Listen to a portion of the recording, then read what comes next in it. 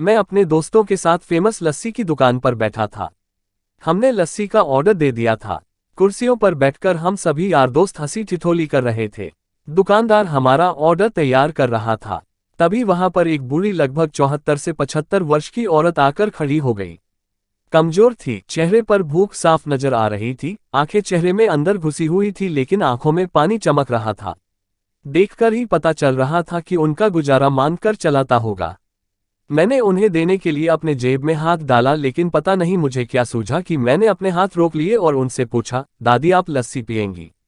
मेरी ये बात सुनकर दादी कम और मेरे दोस्तों को ज्यादा आश्चर्य हुआ क्योंकि अगर मैं उन्हें पैसे देता तो 5 या 10 रुपए देता लेकिन लस्सी तो 40 रुपए की थी।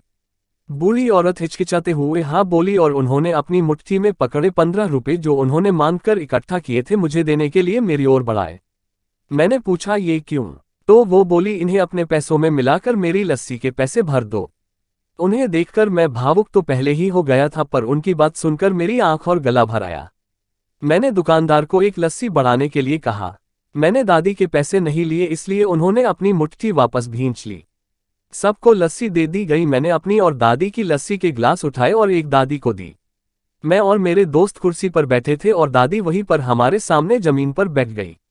मैं अपने आप को लाचार और गरीब महसूस करने लगा क्योंकि दुकानदार मेरे दोस्त और बाकी के ग्राहक कहीं कुछ बोल न दे इसलिए मैंने बेचारी भिखारी दादी को कुर्सी पर बैठने के लिए नहीं कहा। मैं घुटन महसूस करने लगा। मैं कुर्सी से उठा और दादी के पास जमीन पर बैठ गया।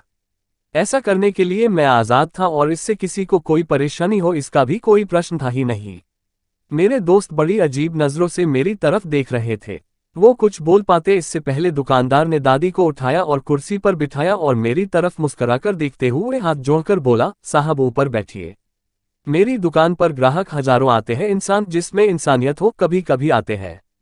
ऐसी और कहानी सुनने के लिए हिंदी कहानियाँ ऐप को सब्सक्राइब करें और कमेंट करें कहानी कैसी लगी।